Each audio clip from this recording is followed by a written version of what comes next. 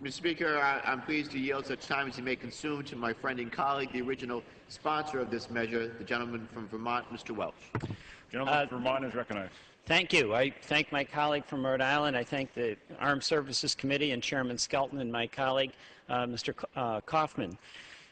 We've heard eloquent statements about the urgent problem of piracy and what the United States has to do.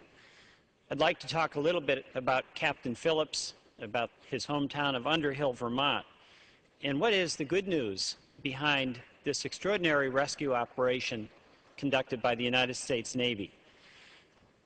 Mr. Speaker, Underhill is a small town in Vermont in the shadow of our largest mountain, Mount Mansfield. About 2,800 people live there. The center of life is the country store, the Underhill Country Store, where people go for their morning coffee, to have conversation about what's going on. Neighbors know neighbors.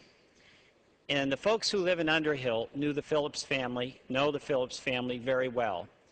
And it turned out that in that week when Captain Phillips was a hostage, all of the activity, all of the conversation in Underhill, of course, was totally about him, about his wife Andrea, about Mariah, and David, their son and daughter, both in college.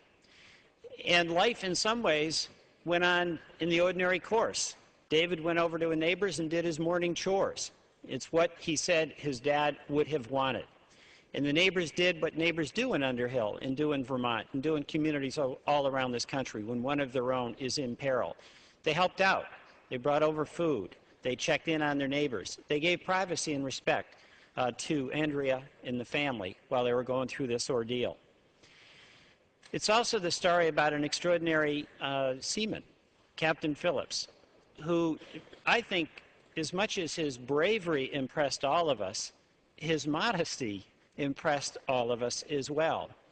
He insisted that he was not the hero. Let me use his own words that he was able to recite when he returned. "I'm not a hero.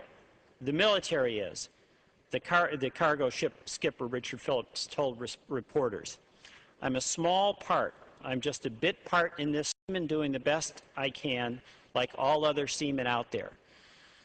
Captain Phillips insisted on giving all credit to everyone else, his crew, the extraordinary Navy SEALs, the United States Navy, not taking any of the credit for his heroics upon himself. Now, why is it that he is that way? You know, oftentimes it's said that a hero is a person who's ordinary, but faced with extraordinary circumstances, does extraordinary things. And certainly Captain Phillips fits that description, because when faced with this danger, he put himself and his life on the line to save his crew. It was an extraordinary act in extraordinary circumstances. But when you reflect on it, Captain Phillips didn't see it that way. He was a seaman doing his job. And maybe what he's reminding us, all of us in America, is that it is doing our jobs day in and day out, what's required of us, that makes us all that have it within our reach to be heroic.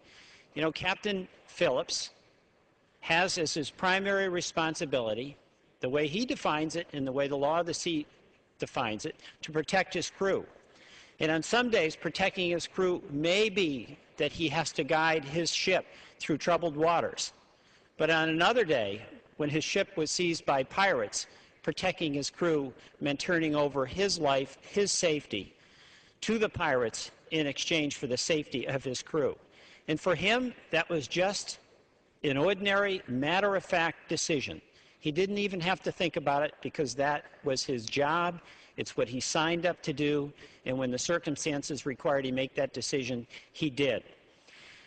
And that's what's so inspiring, I think, to so many of us about Captain Phillips, his matter-of-fact way in which he went about being a captain in the merchant marine.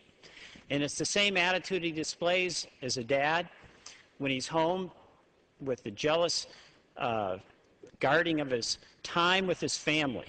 That means so much to him, so that he can ski and play basketball do outdoor activities with his kids and with his friends. He's known in the community as just another guy, and that's the person who he wants to return to be. But you know, the inspiring story here is all up and down the line. When a captain was faced with an extraordinary decision, he made it as though it was just an ordinary decision. When one of America's own ships on the high seas was in peril, our Navy responded as they were trained to do. And when one of the hostages, Captain Phillips, was in imminent danger of losing his life, these Navy SEALs, who had trained quietly, relentlessly, and effectively, did what was required of them. And they went on to live the rest of their lives. So this act is an extraordinary act of heroics because of how Captain Phillips made this an ordinary day in his life. All of us, of course, are thrilled about the safe return of Captain Phillips to Underhill, Vermont, the unification of the family. But we're also very proud of our Navy. We're proud of the Navy SEALs and all people who were involved in this, doing the jobs they were trained to do, doing it successfully, and then going on about their lives without request for fame or favor. I yield back.